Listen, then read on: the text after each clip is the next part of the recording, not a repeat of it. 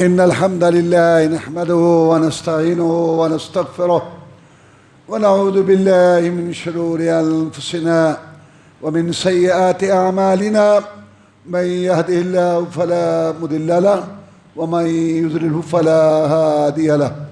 وأشهد أن لا إله إلا الله وحده لا شريك له وأشهد أن محمدا عبده ورسوله صلى الله عليه وسلم.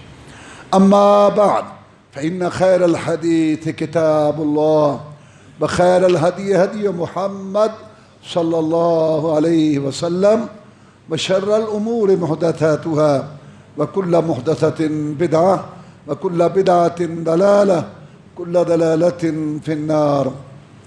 أعوذ بالله من الشيطان الرجيم. يا أيها الذين آمنوا كتب عليكم القصاص في القتلى الحر بالحر والعبد بالعبد والأنثى بالأنثى فمن عفي له من أخيه شيء فاتباع بالمعروف وأداء إليه بإحسان ذلك تخفيف من ربكم ورحمة فمن اعتدى بعد ذلك فله عذاب أليم. ولكم في القصاص حياة يا أولي الألباب لعلکم تتقون. اللہ مالک الملک احکم الحاکمین نے اس کائنات کو پیدا کیا اور یہاں انسانوں کو بسایا اور ان کے لیے شریعت احکام مقرر کیے کہ آپ نے یہاں کیسے رہنا ہے، کیسے زندگی گزارنا ہے، اور اس میں انسانوں کا فائدہ ہے، آخرت کا اجر ثواب اور دنیا کا امن و سکون. لیکن شیطان ہمارا دشمن ہے جس نے ہماری ماں اور باپ کو ننگا کرا کے جنت سے نکلوا دیا. اس کے بہکاوے پر لوگ یہاں جرائم کرتے ہیں اور یہاں زیادتیاں کرتے ہیں اور گناہوں کا نافرمانیوں کا ارتکاب کرتے ہیں. اس کے لیے اللہ تعالیٰ نے سزائیں مقرر کی ہیں اور اس کے لیے بدلے مقرر کیے تاکہ کائنات کے اندر امن امان ہو اور یہاں استحکام ہو اور لوگ جو ہے امن سکون کی زندگی بسر کریں. لوگوں نے اللہ تعالیٰ اور اس کے رسول صلی اللہ علیہ وسلم کے احکام کو پس پشت ڈال کے دو نقصان اٹھائے. ایک آخرت برباد کی حکمرانوں نے اور عوام نے، برادریوں نے، خاندانوں نے اور لوگوں نے، اور دوسرا دنیا کو اپنے لیے جہنم بنا. مصیبت ہی مصیبت، پریشان ہی پریشان، لوٹ مار اور ظلم و زیادتی، قتل و غارت اور بدکاریاں، فحشی اور یعنی اور لوٹ کھسوٹ سے اس دنیا کو اپنے لیے جنت بنائے. کہتے ہیں یہ بڑی تعلیم ہے، بہت شعور ہے. جب آپ اس پر عمل نہیں کریں گے اور اس کو جو ہے تطبیق نہیں کریں گے، ان کو لاگو نہیں کریں گے، تو کیا فائدہ آپ کو اتنے اچھے قوانین کا اور اتنے اچھے نظام کا. اسلام سے پہلے جاہلی زمانہ میں یہ دستور چلا آ رہا تھا کہ جس کی لاٹھی اس کی بھینس. کیا مطلب؟ جنگل کا قانون. جو زبردست قبیلہ ہوتا، زور آور قبیلہ ہوتا، وہ کمزور قبیلے کے اوپر اپنی اجارہ داری اور اپنا قانون ٹھونستا کہ جو ہم چاہیں گے وہی ہو. اس کے لیے انہوں نے کیا قانون بنا رکھا تھا کہ اگر زبردست قبیلے کا آدمی، زوراور قبیلے کا آدمی کمزور قبیلے کے آدمی کو قتل کرے گا تو برابر میں ایک آدمی قتل ہوگا، بدلہ. لیکن اگر کمزور قبیلے کا آدمی زوراور قبیلے کے آدمی کو قتل کرے گا تو وہ لوگ اس کے بدلے میں کئی قتل کرتے، بسا اوقات پورے قبیلے کو تہس نہس کر دیتے کہ تمہیں جرت کیسے ہوئی ہمارے آدمی پر ہاتھ ڈالنے کا. یہ ظلم تھا اور یہ چلتا تھا اور اس کو بالکل قانونی شکل حاصل تھی کہ یہ تکڑے لوگ ہیں نا. اب یہ تو اسلام نے اس چیز کو ختم کیا اور اسلام نے کہا کہ اے ایمان والو، تم پر بدلہ لینا فرض کر دیا گیا ہے. مقتولوں کا بدلہ، قتل کا بدلہ تم پر فرض کر دیا گیا. کیسے آزاد کے بدلے آزاد ہوگا، غلام کے بدلے غلام ہوگا، عورت کے بدلے عورت ہوگی، بالکل برابری ہوگی، چاہے کوئی زور آور قبیلہ ہے چاہے کوئی کمزور قبیلہ ہے۔ وہ کیا کرتے تھے کہ اگر ان کی عورت قتل ہوتی تو بدلے میں مرد قتل کرتے، ان کا غلام قتل ہوتا طاقتور قبیلے کا تو بدلے میں آزاد قتل کرتے۔ اسلام نے کہا غلط بات، جب قتل ہوا اور اس کا بدلہ ہے، چاہے زور آور قبیلہ ہے چاہے کمزور ہے، چاہے زیادہ ہیں چاہے تھوڑے ہیں، بدلہ برابر کو ہوگا۔ مرد قتل ہوا تو بدلے میں مرد قتل ہوگا، عورت قتل ہوئی ہے تو بدلے میں عورت قتل ہوگی، غلام ہے تو بدلے میں غلام ہوگا۔ اسی طرح اگر عورت نے مرد کو قتل کیا ہے تو عورت قتل کی جائے گی، اور اگر مرد نے عورت کو قتل کیا ہے تو مرد قتل ہوگا، کیونکہ اس نے قتل کیا ہے۔ یہ نہیں ہوگا کہ وہ عورت ہے اور یہ مرد ہے، تو بالکل برابری ہوگی۔ یہ اسلام نے اس نظام کو نافذ کیا اور جاری کیا۔ آگے اللہ تبارک و تعالیٰ نے ارشاد فرمایا کہ اگر قتل کی موقع پر مقتول کے وارث اگر معاف کر دیں یا دیت لینے پر راضی ہو جائیں تو پھر دیت لینے والا تقاضا جو ہے وہ احسن انداز سے، اچھے انداز سے کرے، اور جنہوں نے دیت دینی ہے، فدیہ بدلہ دینا ہے، وہ اچھے انداز سے دیں۔ اور آگے فرمایا کہ اگر دیت لے کے بدلہ لے کے پھر قتل کر دیتا ہے تو پھر یہ بہت بڑے عذاب کے لیے تیار رہے، کیونکہ اس نے زیادتی کی ہے، اس قاتل سے یہ قاتل زیادہ مجرم اور زیادہ سزا کا مستحق ہے کہ بدلہ بھی لے لی، دیت بھی لے لی، فدیہ بھی لے لی اور پھر قتل کیا۔ اور آگے اللہ نے ارشاد فرمایا کہ بدلہ لینے میں تمہارے لیے زندگی ہے۔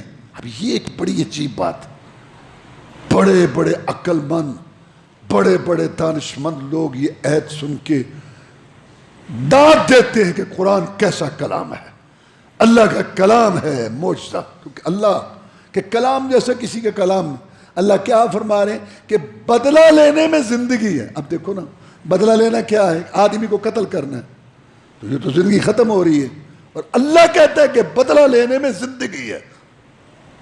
الٹ ہو گئی نا بات، کہ آدمی قتل ہو رہا ہے اور اللہ کہتا ہے اس میں زندگی ہے۔ کیا زندگی ہے؟ جب قاتل کو پتہ ہوگا کہ میں قتل کروں گا تو بدلے میں مجھے قتل کیا جائے گا تو رک جائے گا نا قتل کرنے سے، تو زندگی ہے۔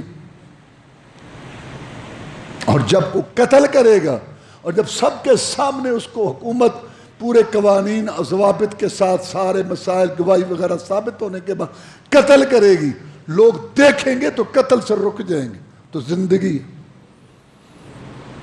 تو اللہ تعالیٰ نے بالکل صحیح فرمایا کہ بدلہ لینے میں تمہاری زندگی ہے اے عقل مندو، اگر تم اس بات کو سمجھو۔ تو اب اس کے دو حصے ہیں جو اللہ تعالیٰ نے اور اس کے رسول صلی اللہ علیہ وسلم نے اللہ کے حکم سے اس معاشرہ میں استحکام پیدا کرنے کے لیے، لوگوں میں امن سکون کے لیے جو نظام جاری کیا، اس کے دو حصے ہیں، ایک حدود کا حصہ ہے اور ایک قصاص کا حصہ ہے۔ حدود حد کی جمع ہے، اس کا معنی حد، جیسے ہم اپنی زبان میں کہیں کہ رکاوٹ، یا پنجابی کے اندر بننا، اے حد ہے، تو اپنے آپ میں رہے، سوچ فکر میں، تصرفات میں، چل میں، یہاں رہ بس، یہ تیری حد ہے۔ وہ خاندان ہے، وہ برادری ہے، وہ معاشرہ ہے، وہ مارکیٹ ہے، اور وہ ملک ہے، یہاں تک تیری حد ہے۔ اگر اس کو کہ انسان پھیلا دے گا تو پھر وہ سزا کا مستحق ہوگا، اور اس پر جو سزا ہے اس کو حد کہتے ہیں۔ اب قتل ہے، کسی نے کسی کو قتل کر دیا تو اس کی تین صورتیں بنتی ہیں، قتل کی تین صورتیں بنتی ہیں۔ ایک یہ ہے کہ آدمی مارنا چاہتا تھا، اس کو مارنا چاہتا تھا، یعنی کہ کیا مطلب؟ قتل کرنا چاہتا تھا، مارنا چاہتا تھا، تو اس نے آلہ بھی وہ استعمال کیا جس سے قتل ہوتا ہے، اس کو مطلب فائر مارا یا چھرا یا برچی، کوئی بھی ایسی چیز جس سے انسان قتل ہو جاتا ہے، اس کو کہتے ہیں قتل عمد، جان بوجھ کے قتل۔ اس کے لیے 3 سٹیج ہیں اسلام میں۔ پہلی بات ہے کہ وہ معاف کر دیں،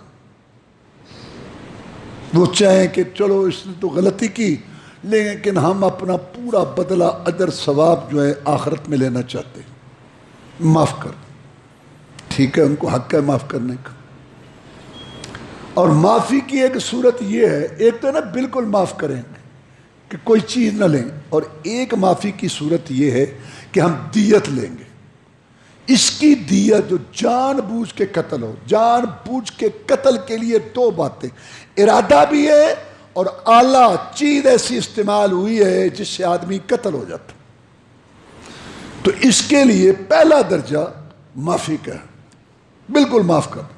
اور دوسرا ہے دیت لینا، اور دیت 100 اونٹ ہوں گے جس میں 40 اونٹنیاں حمل والی، کیونکہ 40 اونٹنیاں حمل والی کا مطلب یہ ہے دیا مغلظہ سخت دیت ہے، کیونکہ 40 اونٹنیاں جب بچے دیں گی تو 40 اونٹنیاں ہوں گی، تو 40 اونٹنیاں وہ بچہ دینے والی ہوں گی، یہ 100 اونٹ دیت ہے۔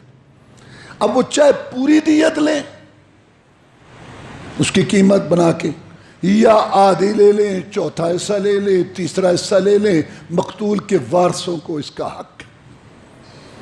اور تیسرا سٹیج یہ ہے کہ وہ معاف بھی نہیں کرتے اور دیت بھی نہیں لیتے، تو پھر بدلہ ہے، بدلہ میں وہ قتل ہوگا، قتل عمد میں۔ یہ تو علیحدہ بات ہے کہ پورا نظام چلے گا، یہ نہیں کہ آدمی خود اٹھ کے، وہ تو ایک پورا نظام ہوگا، جیسے آپ سمجھتے ہیں قضاء کا، شہادت کا، گواہیوں کا، وہ سارا وہ سسٹم جو اسلام نے رکھا ہوا ہے۔ اور ایک قتل کی صورت ہے، اٹھا تو مارنے کے لیے اس کو، لیکن اتفاق ایسا ہوا کہ اس کو مکہ لگا، گھسون لگا، یہاں لگا کسی رگ پہ مر گئے، یا کوئی ایسی کوئی چیز پکڑی، کوئی ایسے ماری جس سے عام طور پر آدمی قتل نہیں ہوتا لیکن ہو گیا، اس کو کہتے ہیں عمد کے مشابہ، یہ اس کے قریب قریب ہے۔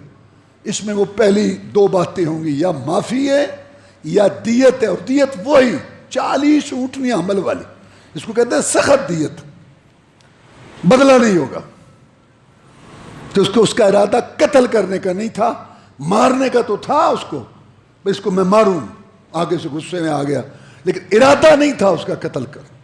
اس میں فرق ہے، ارادہ قتل ہے، پتہ چل جاتا ہے ارادہ قتل میں، اور ویسے اس کو کچھ مارنے ڈانٹنے میں۔ اور تیسری صورت ہے جس کو قتل خطا کہتے ہیں، کہ غلطی سے قتل ہو گیا، شکار کھیل رہا تھا، اس کو گولی لگ گئی۔ یہ جو گاڑی کا حادثہ ہے یہ بھی قتل خطا ہے، کوئی نہیں جان بوجھ کے، ہاں اگر ثابت ہو جائے، گواہوں سے دیکھ رہے تھے کہ اس نے جان بوجھ کے گاڑی چڑھائی ہے، تو وہ قتل عمد ہو جائے گا جان بوجھ کے۔ ورنہ عام طور پر یہ گاڑی کا حادثہ، یہ جو اس طرح کے ہوتے ہیں نا، اس کو قتل خطا کہتے ہیں۔ اور اس میں 2 چیزیں ہیں، معافی اور دیت، لیکن اس میں دیت آسان ہے، بس 100 نگ پورے کرنے نے، 100 اونٹ، اس میں وہ شرط نہیں ہے کہ 40 اونٹنیاں جمل۔ اب آپ مجھے بتائیں، اگر یہ چیز نافذ ہوگی یا اس چیز کے مطابق اگر ہوگا، آپ مجھے بتائیں کون قتل کرے گا؟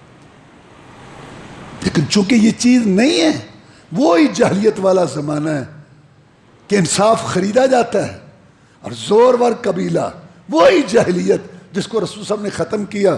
تو پھر آپ دیکھ لیں، اخبار اٹھائیں، واقعہ دیکھ لیں، اللہ تعالیٰ معاف فرمائے، اللہ تعالیٰ معاف فرمائے۔ ایک تحصیل، ایک یونین کونسل کے قتل شمار نہیں ہوتے، اتنے قتل ہوتے ہیں روز۔ اور وہ بات پوری ہو رہی ہے کہ رسول اللہ صلی اللہ علیہ وسلم نے فرمایا قیامت کے نزدیک قتل و غارت بہت زیادہ ہوگی، اور اس میں سب سے بڑا سبب یہ جو اسلام کا نظام قصاص ہے اور نظام بدلہ ہے وہ نہیں ہے، اور سارے مصیبتیں پریشانی ہیں وہ چونکہ غیر لوگ جو ہیں غیر مسلم، ان کے چونکہ شکنجے میں ہیں، ان کو برداشت نہیں ہے کہ اسلام جو ہے دنیا میں کہیں نافذ ہو یا وہ نظر آئے، بس ان کی وجہ سے، حالانکہ خود تنگ آئے پڑے ہیں۔ یہ جج، یہ عدالتیں، یہ حکومتیں، یہ اسمبلیاں، سب پریشان ہیں اندر سے، لیکن جرت نہیں ہے کرنے کی، کچھ اپنے اندر ہمت نہیں ہے، اور کچھ اوپر سے ایسے کلچ لگے ہوئے ہیں، اور یہ ذہنی طور پر غلام ہیں آزاد ہونے کے باوجود۔ 70 سال سے جسم ہمارے آزاد ہیں لیکن ذہن ہمارے غلام ہیں۔ ان کو چھوڑو حکومتی ماں، تو اپنے تم دیکھو، یہ چھوٹی بچی یا چھوٹا بچہ، اس کے لباس سے شروع ہو جاؤ۔ یہ جو سکولوں کا لباس ہے، اکیڈمیوں کا لباس ہے، تمہارے گھروں کا لباس ہے، اور جو تم باقاعدہ تمہاری دکانیں ہیں جس پہ ان کے لباس بکتے ہیں اور تم خود خریدتے ہو شوق سے، اور چھوٹی بچی کو اور بچے کو جو پہناتے ہو لباس، یہ مروبیت ہے اور کیا ہے؟ یہ مروبیت ہے۔ ذہنی طور پر غلام ہے، اور جسمانی غلامی سے بدترین غلامی ذہنی ہوتی ہے۔ جسمانی غلامی سے تو انسان قومیں لڑ کے اپنی آزادی لے لیتی ہیں، لیکن ذہنی غلامی جو ہوتی ہے وہ ذہنی غلامی، وہ سمجھتے ہیں کہ ہم متحد ہیں۔ لیکن اس میں ایک مثال بڑی عجیب سی ہے، یہ جو ہے نا کمہار جو گدھے رکھتے ہیں اور گدھوں پر لوگوں کا سامان لاتے ہیں، ان کی ایک مثال ہے کہ وہ شام کو جب کام ختم کرتا تھا تو اپنے گدھے باندھتا تھا، تو گدھے باندھنے کے لیے وہ جو رسے وغیرہ ہوتے، زنجیر ہوتے، وہ لے آتا کہ اب ان کو باندھنا ہے۔ ایک دن بھول گیا، لانا بھول گیا۔ اب اس نے سوچا کہ ان کو کیسے باندھوں، اس نے کہا گدھے ہی تو ہیں۔ اس نے پکڑا گدھے کو، گردن کے بالوں سے پکڑا، کھینچا، اور ادھر گھٹنا مارا اس کے پیٹ میں، ادھر مارا ادھر مارا، اور جو وہ قلعہ تھا اس کے پاس لا کے اس کی ٹانگ کو قلعے کے ساتھ ایسے کیا، اور ٹانگ کو 2-4 دفعہ ایسے پکڑا، اور قلعے کو دوسرے کو بھی ایسے، تیسرے کو۔ گدھے نے سمجھا میں اب بند گیا ہوں، حالانکہ وہ آزاد تھا۔ ساری رات وہاں گدھے کھڑے رہے۔ یہ ہے مثال ان ذہنی غلاموں کی۔ بڑی حکومتیں، بڑی ڈگریاں، بڑی اسمبلیاں، واللہ یہ ایک مثال ہے ان کی کہ اللہ نے ان کو آزاد ماؤں کے پیٹوں سے آزاد پیدا کیا۔ یہ کہتے ہیں ہم غلام ہیں، تو پھر پنجابی کہتے ہیں اور چپو، مصیبت میں پڑے ہوئے۔ واللہ یہ نظام جو ہے آخرت کے اجر ثواب کے ساتھ، واللہ دنیا میں کتنا تمہیں سکون آئے گا۔ پہلی بات ہے خلافت راشدہ کی، تو تمہیں مثالیں یاد ہوں گی، پڑھتے ہوگے۔ آج اس ٹائم سعودی عرب کی ایک بہترین مثال دی جا سکتی ہے۔ پاکستان سے 6 گنا زیادہ رقبہ ہے سعودی عرب کا۔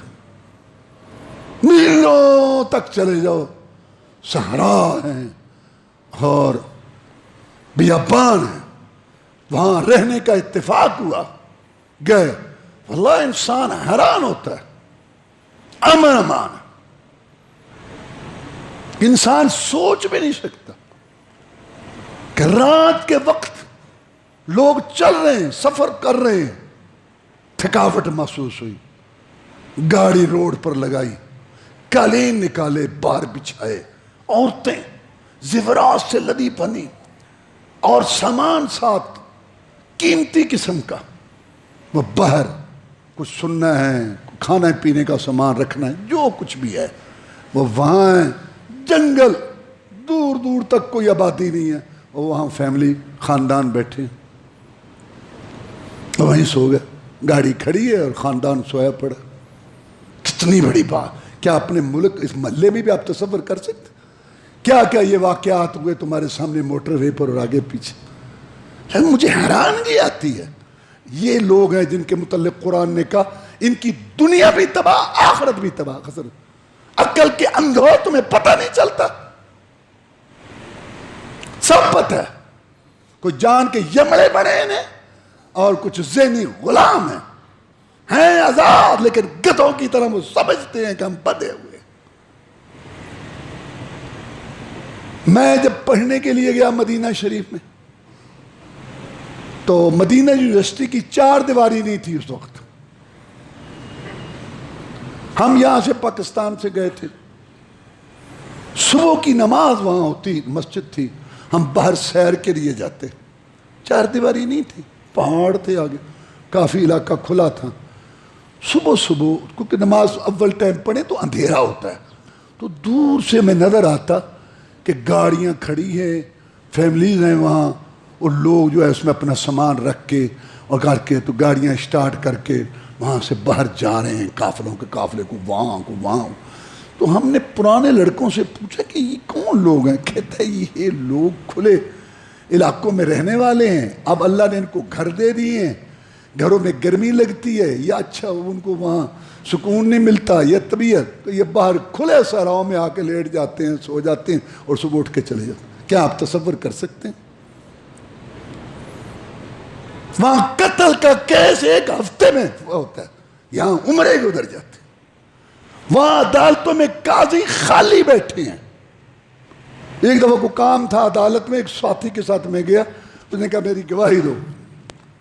وہ وہاں رہتا پڑھتا تھا، اس نے بیوی کو بلانا تھا، بتانا یہ تھا قاضی کو دو گواہ بھی، یہ اس کی مطلب یہ جو کاغذ ہے نا یہ ٹھیک ہے، اس کی بیوی ہے. ویزے پوزے کا چکر تھا. میں سے اس کے ساتھ میں گیا، قاضی صاحب ایک کتاب پڑھ رہے ہیں، کوئی رش نہیں، کوئی بات نہیں. ہم وہاں گئے، سلام تو بس انہوں نے ہمارے ساتھ توجہ کی، ہمارا تو معاملہ ہی تھوڑا سا تھا.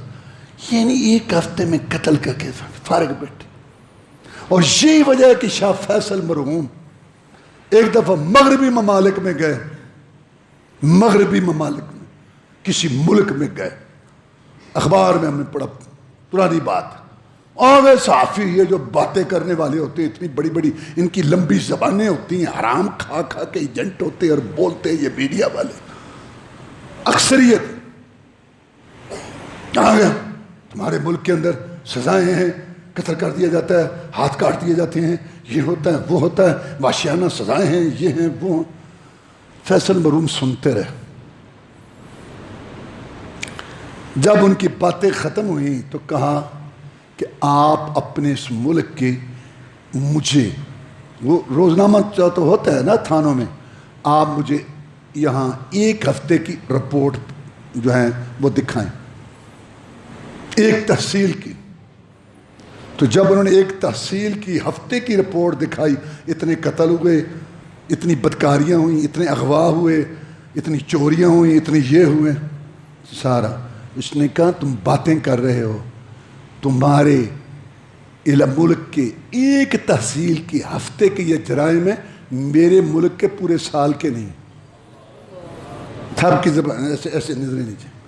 اسلامی حدود قصاص کی اہمیت اور اس کے فوائد اور برکات لوگ اس کی طرف دیکھتے نہیں. تب اللہ نے بالکل صحیح کہا کہ بدلہ لینے میں تمہاری زندگی ہے. ایک اس ملک کا جج تھا عیسائی، بلکہ چیف جسٹس رہا، وزیر قانون بنا پاکستان کا. کانفرنس ہوئی باہر جس کا موضوع یہ تھا کہ دنیا میں امن امان کیسے ہو. پریشان ہے ساری دنیا، پریشان ہے. بس وہی ہے کہ اسلام نہیں کرنا. تو پھر ٹھیک ہے، جو اللہ کا نافذ کردہ نظام ہے اس کے بغیر یہاں کیسے امن ہوگا. تو وہاں یہ بات تھی، سارے ملک دنیا کے وزراء آئے ہوئے اور جناب پاس ہو رہی ہے. یہ کیسے پاگل لوگ ہیں، مجھے عجیب سمجھ نہیں آتی. دو دن تین دن مقالے پڑھے جا رہے ہیں اور بات تجاویز اور یہ، اور بڑے پلندے تیار رجسٹر بھرے جا رہے ہیں اور یہ اور وہ تجویز ہو رہی ہے. یہ کھڑا ہوا، یہ وزیر قانون تھا پاکستان کا. اس نے کہا میں پاکستان کا وزیر قانون ہوں، لیکن اس کا یہ مطلب نہیں ہے کہ میں مسلمان ہوں، میں عیسائی ہوں. میں پاکستان کا وزیر قانون ہوں. جسٹر کارنیلیس اس کا نام تھا. لیکن میں تمہیں ایک بات بتاتا ہوں جو حق کی ہے. اگر دنیا میں امن چاہتے ہو، سکون چاہتے ہو، تو کہتا ہے اللہ کی قسم ایک ہی طریقہ ہے جو قوانین، حدود، قصاص محمد الرسول اللہ صلی اللہ علیہ وسلم نے نافذ کیے. اور عرب کے وحشی اڑیل قبائل، پتہ نہیں کیا عربوں کا مزاج تھا، گھوڑا اور تلوار. میدان میں فیصلہ ہوگا. کبھی پانی پینے پلانے پہ جھگڑا، کبھی گھوڑا آگے بڑھانے پہ جھگڑا، یوں ہی ہوتی رہتی تھی تکرار ہم میں، اور یوں ہی چلتی رہتی تھی تلوار ہم میں. یہ معاشرہ تھا جس نے عرب کے وحشی اڑیل قبائل کو نکیل ڈالی، اور جو محمد رسول صلی اللہ علیہ وسلم نے قوانین نافذ کیے. اگر دنیا میں امن چاہتے ہو وہ قوانین نافذ کر دو. یہ اس نے کہا جو وزیر قانون عیسائی تھا. پتہ ہے، سمجھتے ہیں یہ صاحب. سعودی عرب کی زندہ مثال. بس وہی بات ہے، پوری دنیا کے دشمن یہودی عیسائی بڑے بڑے ممالک، آپ حیران ہوں گے، ایک نہیں دو نہیں کئی سو انہوں نے اپنی کمیٹیاں بٹھائی ہوئی ہیں پاکستان اور سعودی عرب کے خلاف. ان کو کیسے پریشان کرنا ہے، کیسے عدم استحکام کرنا ہے، کیسے ان کے خلاف پراپیگنڈا کرنا ہے، اور کیسے ان کو زج کرنا ہے، اور کیسے ان کو نیچے لا. سارا دن عام مسلمانوں کے علاوہ کے خلاف، عام طور پر خاص طور پر سعودی عرب اور پاکستان مصیبت بنے ہوئے ہیں ان لوگوں کی. رات دن ان کی یہ کوشش. پاکستان جیسے ملکوں میں انہیں میڈیا خریدا ہوا ہے. میں یہ نہیں کہتا سعودی عرب والے کو فرشتے ہیں، یہ ایک پوری میں آپ کو موٹی مثال دیتا ہوں. آپ نے سنا ہوگا، پڑھا بھی ہے. میں اس حج میں موجود تھا جس حج میں وہاں جو ہے بھگدڑ مچی، اور وہاں پتہ نہیں کتنے لوگ حجاج شہید ہوئے. میں خود اس میں تھا. اور یہ واقعہ جمرات جہاں کنکریاں ماری جاتی ہیں وہاں سے 2 کلومیٹر دور ہوا، اور ایک پوری سازش تھی اور پلان تھا. مقصد یہ تھا کہ ثابت کرنا کہ سعودی عرب ناکام ہے اور حرمین کو کھلا شہر قرار دو.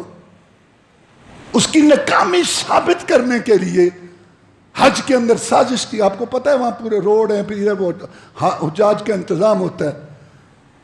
وہ چل رہے ہیں، آ رہے ہیں، صدیوں سے ہو رہا، لیکن راستے بند کر کے ایسے مسلم نہیں لوگ بھگدڑ مچی ادھر ہوئے باہر. اس میں ایک پتہ ہے ساری دنیا کو کہ کون ملوث تھے. صحابہ کرام کے دشمن ملوث تھے، اور لبنان کے سفیر نے اس کی نگرانی کی، اور وقت کے ایک ملک کے جنرل تک اس میں ملوث تھے. جیسے ہمارے ہاں یہ وہ کبوشن جو ہے یہ ہے ملوث تھے، اور سب معلوم ہو گیا. انہوں نے کہا اس نام کا آدمی ہم آپ کے ملک میں ہمیں ہمارے حوالے کرو. جب بعد میں سارا پتہ چل گیا انہوں نے کہا اس نام کا آدمی ہے ہی نہیں. جیسے کلبھوشن کا نام اور ہے، اور انڈیا ہمیں کہے کہ فلاں ہمارا مقصد، ہمارے پاس تو ہے ہی نہیں، کیونکہ نام بدل کے ہے.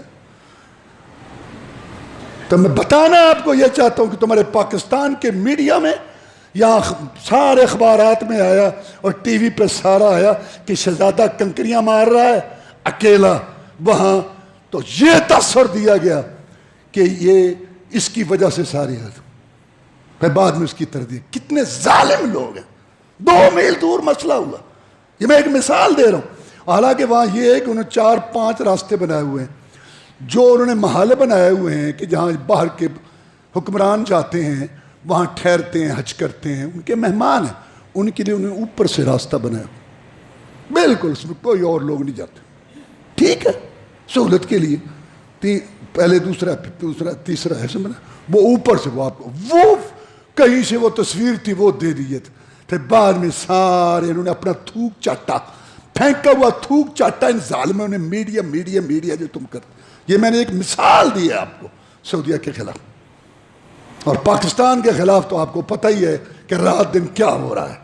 تو میں کہنا یہ چاہتا ہوں کہ ان ظالموں کو اور ان کے یہاں ایجنٹ بنے ہوئے اسلام چاہے چوتھا حصہ بھی کہیں ہے نا، ان کو برداشت نہیں.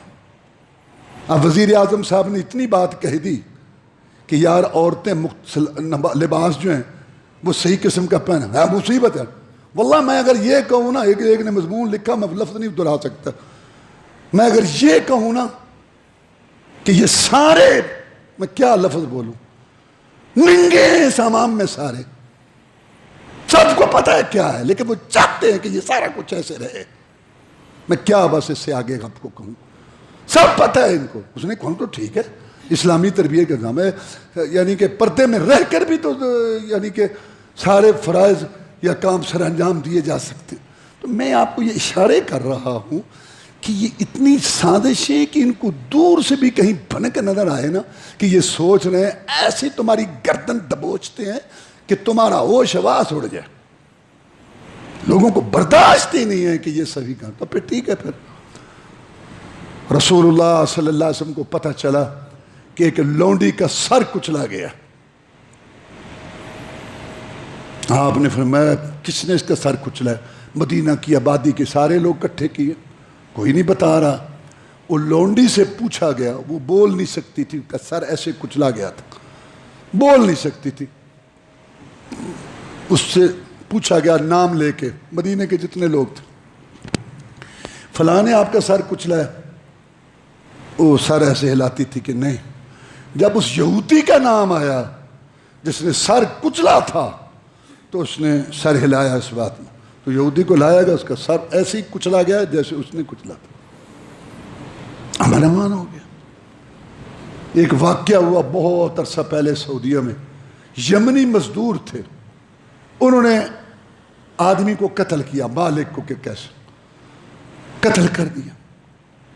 اور اس کے بعد انہوں نے ایک گاڑی لی اور گاڑی سے وہ جا رہے تھے سعودی عرب کی سرحد سے باہر نکلنے کے لیے. پتہ چل گیا, اور یہ بھی پتہ چل گیا کہ وہ گاڑی لے کے بھاگ گئے. اس وقت اتنے وسائل نہیں تھے. سعودی وزارت جس کی یہ ذمہ داری تھی امن امان کی, انہیں اس وقت ہیلی کاپٹر پر پولیس کے دستے بھیج کے آگے بارڈر پہ بٹھا دیے. جب وہ سارے آئے تو آگے سے انہیں گرفتار کر لے کہ ادھر آؤ, کدھر جا رہے ہو. تو میرا کہنے کا مقصد یہ کہ اگر یہ قوانین ہوں گے تو دنیا میں امن و سکون ہوگا. اور اس میں کوئی رعایت نہیں ہے کہ یہ بڑا ہے یا یہ چھوٹا ہے. ہمارے ہاں کیا ہے, لڑکی کی شادی ہوتی ہے, رات کو اس کے خاوند کو پکڑ کے اس کے سامنے قتل کرنے کے بعد تیل چھڑک کے آگ لگا دی جاتی ہے. آپ ذرا دیکھیں کہ ایک رات کی دلہن کیا اس کے دل پہ گزری ہوگی. وہ چاہتی ہے کہ اس کو معافی ملے, سزا ہوتی ہے اور پاکستان کی حکومت معاف کر دیتی ہے کہ ہم اس کو معاف کریں. تمہیں کس نے حق دیا یار معاف کرنے کا؟ عمر فاروق رضی اللہ تعالیٰ کے دور میں جبلہ نامی ایک بڑا سردار, اس نے اسلام قبول کیا. جب اسلام قبول کیا آیا یہاں عمرہ کرنے, طواف کر رہا تھا, اس کی چادر پر ایک بدو کا پاؤں آ گیا. انہیں تھپڑ دے مارا, تمہیں پتہ نہیں ہے میں علاقے کا سردار ہوں, میری چادر پر تو نے پاؤں رکھ دیے. عمر فاروق رضی اللہ تعالیٰ ان کے پاس کیس گیا, ثابت ہو گیا کہ اس نے تھپڑ مارا ہے. فرمایا تمہیں اس کے مقابلہ میں تھپڑ کھانا پڑے گا. یہ کیسا دین ہے, یہ سردار اور بدو برابر. یہی دین ہے, تمہیں جو ہے نا یہ تھپڑ کھانا ہوگا. اس نے کہا یہ کیا بات ہے, اب صبح وہ تھپڑ کھانے کا مسئلہ راتوں رات بھاگ گیا اور مرتد ہو. یعنی کہنے کا مقصد یہ کوئی بات نہیں.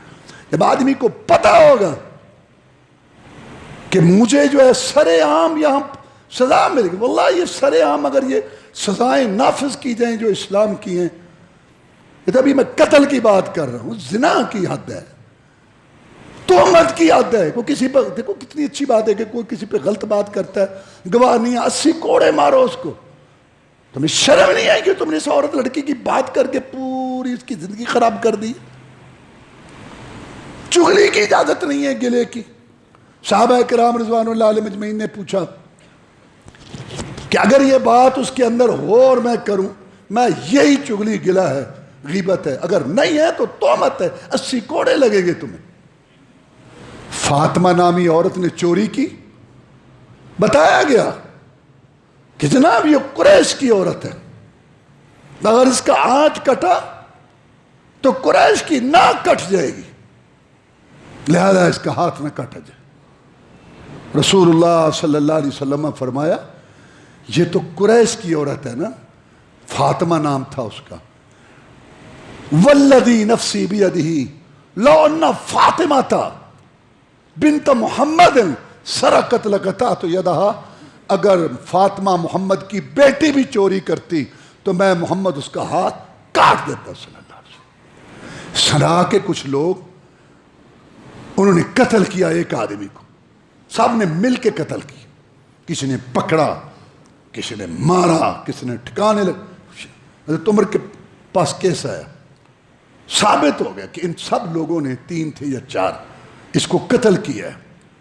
تو انہوں نے کہا یہ چاروں جتنے بھی ہیں سارے قتل کیے جائے۔ لوگوں نے کہا عمر آدمی ایک قتل ہوا ہے اور تو سب کو قتل کروا رہا ہے۔ اس نے کہا اللہ کی قسم اگر سنا علاقے کے سارے لوگ بھی اس کے قتل میں شریک ہوتے میں پورے سنا کے علاقوں کو قتل کراتا، کیونکہ سارے قتل میں شریک تھے اور قتل کرنا چاہتے تھے۔ وآخر دعوانا الحمدللہ رب العالمین۔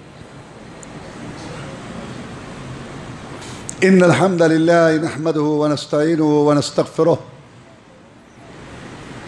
ونعوذ باللہ من شرور انفسنا ومن سیئات اعمالنا من يهده الله فلا مضل له ومن يضلل فلا هادي له واشهد ان لا اله الا الله وحده لا شريك له واشهد ان محمدا عبده ورسوله صلى الله عليه وسلم اما بعد فان خير الحديث كتاب الله وخير الهدي هدي محمد صلى الله عليه وسلم وشر الامور محدثاتها وكل محدثة بدعة وَكُلَّ بِدْعَةٍ ضَلَالَةٍ وَكُلَّ ضَلَالَةٍ فِي النَّارِ۔ سورہ بقرہ کی روشنی میں اسلامی حدود قصاص کی اہمیت اور اس کے فوائد اس پر بات ہو رہی تھی۔ مختصر، اللہ تبارک و تعالی ہمارا خالق مالک رازق، اس کو پتہ ہے ہماری طبیعتوں کا اور میلانات کا، اور جناب محمد رسول اللہ صلی اللہ علیہ وسلم جن کو اللہ تعالیٰ نے سارے نبیوں رسولوں کا سردار بنا کے بھیجا، انہوں نے جو ہمیں رہن سہن کے طریقے یا قوانین یا حدود دیے ہیں، واللہ اسی میں ہماری زندگی ہے اور اسی کے اندر سکون ہے اور ڈبل فائدہ، آخرت کا اجر بھی ہے، ثواب بھی ہے اور دنیا کا سکون بھی ہے اور آرام بھی ہے اس کے اندر۔ جناب محمد رسول اللہ صلی اللہ علیہ وسلم کا ابتدائی دور تھا، عدی حاتم تائی کا لڑکا، وہ کہتے ہیں میں پاس بیٹھا تھا، ایک آدمی آیا، جناب بہت زیادہ فقر غربت ہے، تنگ دستی بہت ہے، آپ چپ رہے۔ ایک آدمی ادھر سے آیا، جناب راستے کے اندر بڑے ڈاکے پڑتے ہیں اور ڈاکو لوٹ لیتے ہیں، ہمارا مال اور ہماری عزت محفوظ نہیں ہے۔ آپ نے فرمایا، آپ دیوار کے ساتھ ٹیک لگا کے بیٹھے تھے، عدی کہتا ہے میں سن رہا تھا، آپ نے فرمایا اللہ کی قسم وقت آئے گا اور لوگ زکوٰۃ لے کے پھریں گے اور لینے والا کوئی نہیں ہوگا۔ بیت المال جب قائم ہوئے اور لوگوں نے دیکھا، عمر فاروق کا دور اور عمر بن عبدالعزیز کا دور، اور اتنا امن امان ہوگا کہ سوار سنا یمن سے چلے گا یا چلے گی، مکہ تک پہنچیں گے اور اس کے دل میں اللہ کے بغیر کسی کا ڈر نہیں ہوگا۔ اور عدی حاتم تائی کا بیٹا سردار تھا، عدی وقت آئے گا کسرا کہ کنگن تیرے ہاتھ میں اور اس کا خزانہ میری امت تقسیم کرے گی۔ عدی کہتا ہے کہ جب رسول اللہ صلی اللہ علیہ وسلم نے کہا نا کہ سوار یہاں سے چلے گے اور مکے تک جائیں گے، تو میرے دل میں آیا اپنے قبیلے کے ڈاکوؤں کے متعلق کہ اس وقت میرے دل میں آیا کہ بنو طے کے ڈاکو کہاں ہوں گے؟ یہ آپ تو یہ کہہ رہے ہیں کہ اتنا امن ہوگا، تو اتنے تو ڈاکے پڑتے ہیں، ہر قبیلے کے لوگ ڈاکو بنے ہوئے ہیں۔ میرے دل میں آیا کہ بنو طے کے ڈاکو کہاں ہوں گے؟ وہ پھر کہتا ہے اپنے شاگردوں کو، اپنی اولاد کو کہ اللہ کی قسم میں نے دیکھا اس عورت کو جو اونٹنے پر جا رہی تھی مکہ کے طرف، اور خوشی کو جرت نہیں تھی اس کی طرف دیکھنے کی. اور کسرا کے خزانے لینے والوں میں میں عدی شامل تھا. کسرا کے خزانے لینے میں. وہ کنگن کی بات سراقہ کو کی تھی. اس کو کہا تھا کہ تو وہاں خزانے لے گی، میں شامل تھا. یہ دونوں باتیں رسول صلی اللہ علیہ وسلم کی پوری ہو گئی ہیں. اس نے کہا اگر تم زندہ رہے تو اللہ کی قسم تیسری بات بھی دیکھو گے، جب زکوٰۃ دینے والے دیں گے اور آگے لینے والا کوئی نہیں ہوگا. اور ہوا. تو اللہ تبارک و تعالیٰ ہمیں یہ باتیں سمجھنے، یہ مختصر میں نے صرف نا جیسے چند دانے باتیں پیش کی ہیں، یہ بہت بڑا نظام ہے اللہ کے فضل سے. اللہ حکمرانوں کو بھی توفیق دے اور عوام کو بھی توفیق دے. جہاں تک تم کر سکتے ہو اس بات کا خیال رکھو اور اس کو جو ہے اپناؤ، دنیا آخرت کے فوائد سمیٹو. اللہ میں اس کی توفیق دے.